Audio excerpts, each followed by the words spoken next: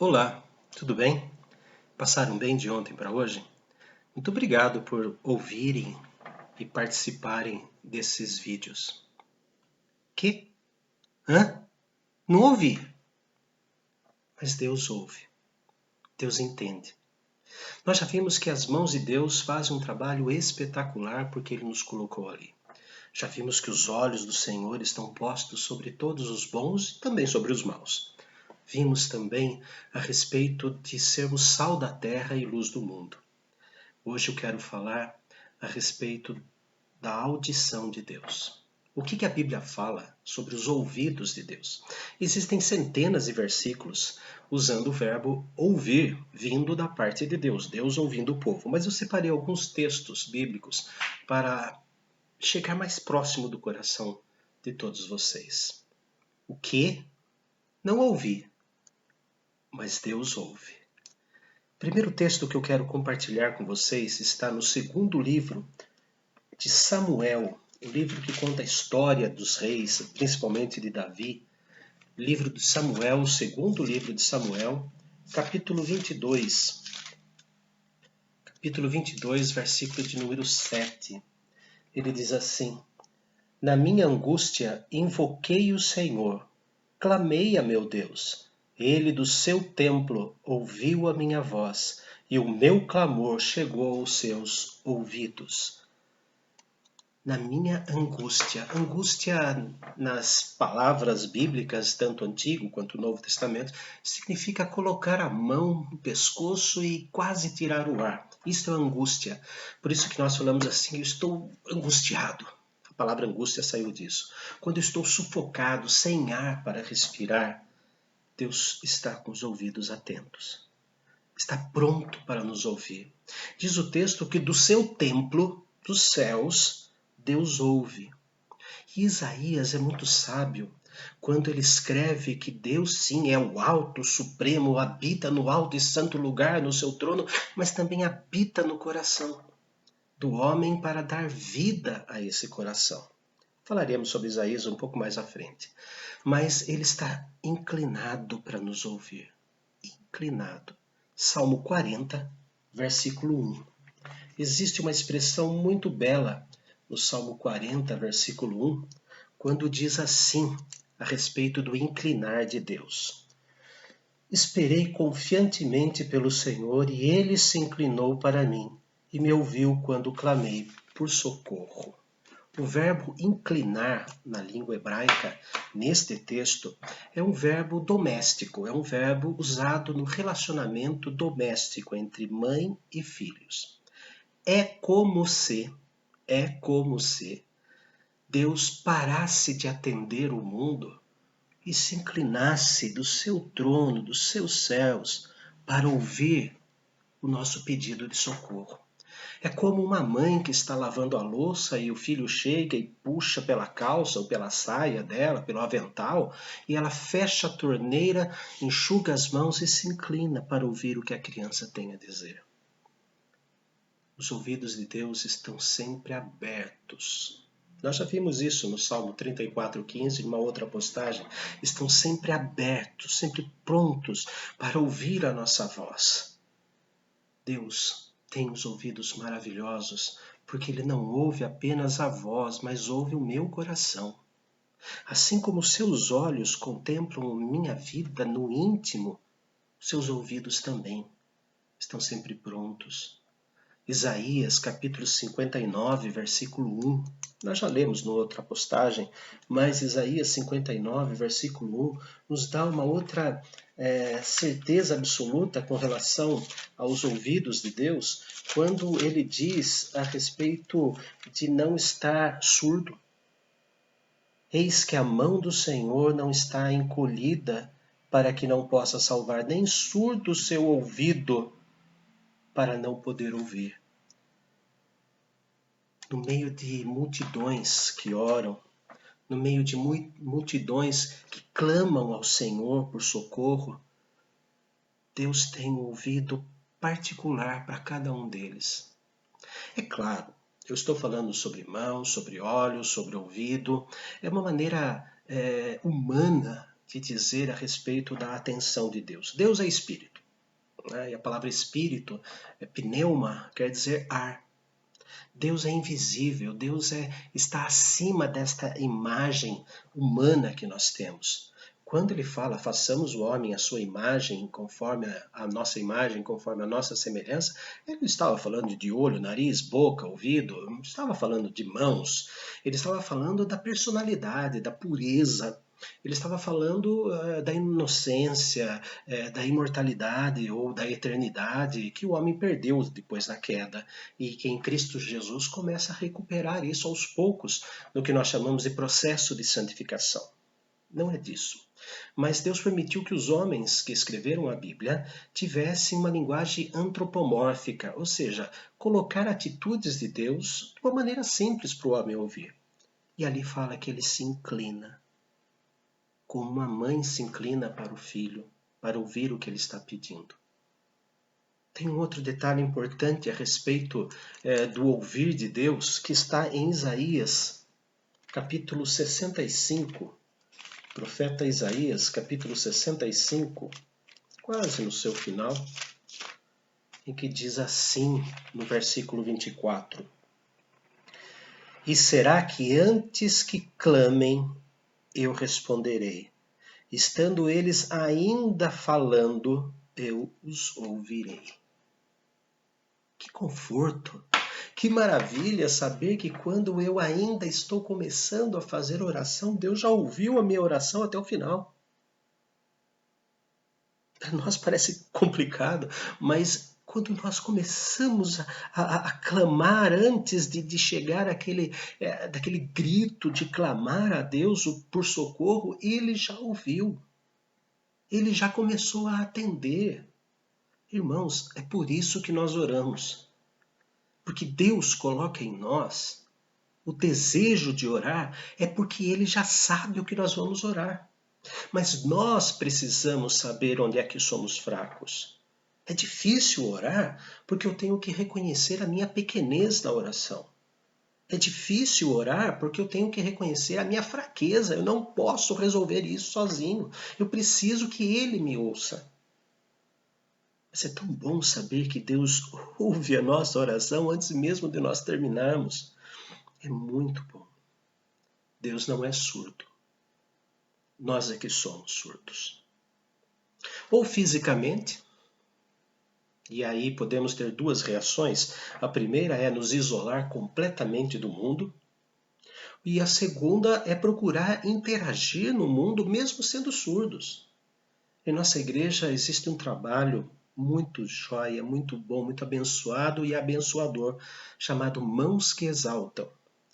São irmãs que se dedicam à linguagem brasileira de sinais, Libras, e temos um grupo de irmãos que têm dificuldades de audição e lá eles participam do culto, lá eles cantam, lá eles ouvem a mensagem. E tem um deles, chamado Isaías, que deixando a sua surdez de lado, se dedicou a duas coisas: a linguagem brasileira de sinais e a palavra do Senhor. Ele fez uma mensagem maravilhosa esses dias, mandando para o grupo de surdos da nossa igreja, deficientes auditivos. Ele mandou uma mensagem completa a respeito de Deus. Até vou pedir para que a líder do nosso grupo, Irmãos que Exaltam, se ela pode disponibilizar neste canal a mensagem do Isaías, para que vocês mandem para aqueles que vocês conhecem e que têm dificuldades auditivas ou são surdos mesmos e falam com Libras. Eu vou disponibilizar aqui, vou pedir para ela. E tenho certeza que o Isaías vai gostar. Orem pelo Isaías. O desejo da vida dele é ser pastor. Pastor de surdos. Duas maneiras de enfrentar a surdez: alienando-me ou me esforçando para falar do meu Deus. Mas a pior de todas as surdez, a pior de todos os surdos são aqueles surdos que ouvem, mas selecionam o que ouvem. Jeremias foi um profeta antes do cativeiro de Israel. Em Jeremias capítulo 6, ele vai dizer que o povo de Israel irá para o cativeiro por causa de uma coisa. Isaías capítulo 6, versículo de número 10, ele diz assim: A quem falarei e testemunharei para que ouçam? Eis que os seus ouvidos estão incircuncisos e não podem ouvir. Eis que a palavra do Senhor é para eles coisa vergonhosa. Não gostam dela. Vergonhosa. As pessoas que têm vergonha do Evangelho do Senhor Jesus, têm vergonha de falar que Cristo morreu na cruz por ele, têm vergonha de entender que a salvação é pela graça e não pelas obras. Desejam obras, querem ganhar tudo de mão beijada.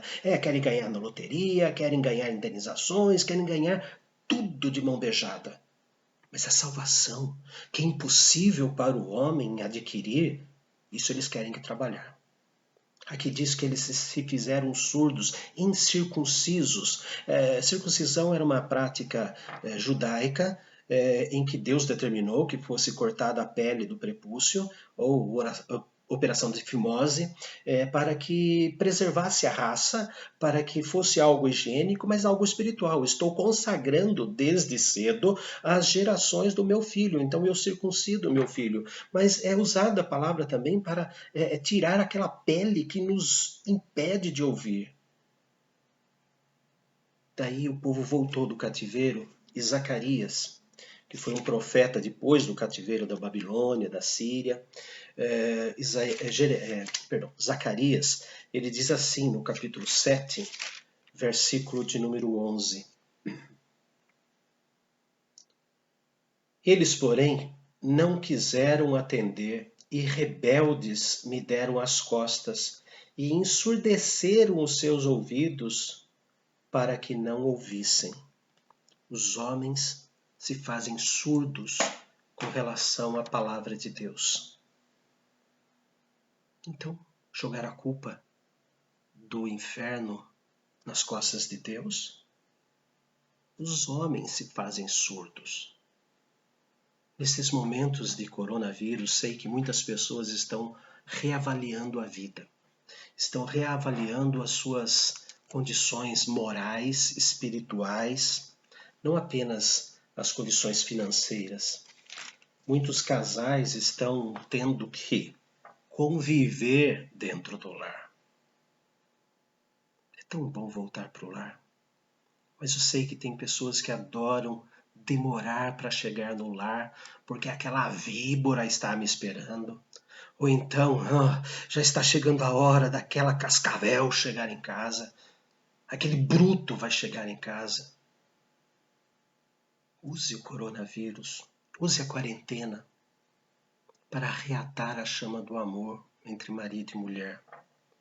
Para reatar as chamas do amor fraternal, do amor filial com seus pais. Para reatar os laços eternos com seus filhos. Os ouvidos de Deus estão abertos para ouvir tanto quanto nós precisamos de ajuda, quando o nosso coração pesa pelo nosso pecado. Na primeira carta escrita por João, o evangelista João, o apóstolo João, na sua primeira carta, capítulo 1, versículo 9, não usa o verbo ouvir, mas usa que Deus ouve. Nós vamos perceber isso. Indiretamente está ali. Primeira carta de João, capítulo 1, versículo 9. Se confessarmos os nossos pecados, Ele é fiel e justo para nos perdoar os pecados e nos purificar de toda injustiça. Os ouvidos do Senhor estão abertos para ouvir o nosso pedido de perdão.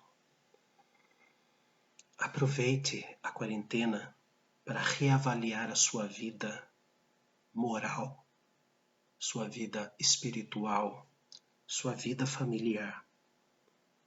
E quando você reconhecer que é pecador, que erra o alvo, que faz aquilo que Deus não gosta, e faz aquilo que a palavra não fala, que faz aquilo, tapa os ouvidos para não ouvir quando algo é sobre religião, é porque você tem medo de Deus. O ateu tem medo de Deus. Talvez ele acredite mais que existe um ser superior do que os próprios cristãos, porque ele tem medo. Não tenha medo de Deus. Não tenha medo de ouvir que Deus ouve, e ouve lá no íntimo. Faça o que João nos ensinou. Confesse os seus pecados. E Deus vai renovar a sua vida matrimonial, vai renovar a sua vida de filho, vai renovar a sua vida de pai, de mãe. Joga fora o passado. Se assente com a esposa, peça perdão para ela. Ela também peça perdão para você. Transforme a casa onde vocês vivem num lar de amor e de harmonia. Aproveite bem a quarentena. Aproveite muito bem a quarentena. E nasça de novo. Oremos. Santo Deus, sabemos que o Senhor ouve o nosso coração. Sabemos que o Senhor pesa e analisa o que nós pedimos. Nem sempre dá o que pedimos, mas sempre dá o que nós necessitamos. Nesse momento, ó Deus, necessitamos o Teu perdão, porque somos pecadores. Falamos mal, pensamos mal, agimos mal, envergonhamos, Senhor, a Tua palavra. Tem misericórdia de nós. Tem misericórdia, Senhor, dos nossos relacionamentos familiares com a esposa, com o marido, com os pais, com os filhos. Renova, Senhor. Permita que esta quarentena de coronavírus seja o momento da nossa ressurreição. Quebra, Senhor, o orgulho de maridos que falharam contra as esposas e que eles confessem seus pecados e fortalece, Senhor, o coração das esposas para que possam perdoar e começar de novo. Também, Senhor, dá coragem às esposas que erraram para pedir perdão aos seus maridos e que eles perdoem, Senhor, movidos pelo Teu Espírito Santo. Que o relacionamento pais e filhos, Senhor, sejam alicerçados na Tua palavra. Aqueles, ó Deus, que tapam os ouvidos para ouvir a Tua palavra, fala lá no fundo deles. Senhor, mostre a todos o Teu poder, a Tua graça, a Tua misericórdia. É o que nós pedimos em nome do Senhor Jesus. Amém. Queridos, compartilhem esse vídeo. Não estou interessado em joinha, em faça assinatura no meu canal, não. O meu desejo é que você multiplique a palavra do Senhor. Leve a todos aqueles que precisam ouvir da graça e da misericórdia do nosso Deus. Faça isso e você terá os pés formosos. Os pés formosos. Um abraço virtual, é claro. Um abraço apertado e virtual. Mas lavar as mãos não pode ser virtual. Vamos usar aquilo que estão dizendo, água e sabão. E quando não tiver água e sabão, aí sim usa o álcool gel. Nós estamos correndo atrás do álcool em gel, mas esquecemos que o mais eficaz é a água e sabão. Todas as lideranças médicas estão falando disso, que o álcool gel vem depois da água e sabão. E sabão é fácil de achar. Lave as mãos, respeite os mais velhos, não saia nas ruas. Se tiver que contaminar, contagiar, seja com amor e com carinho. Deus guarde a vida de cada um de vocês.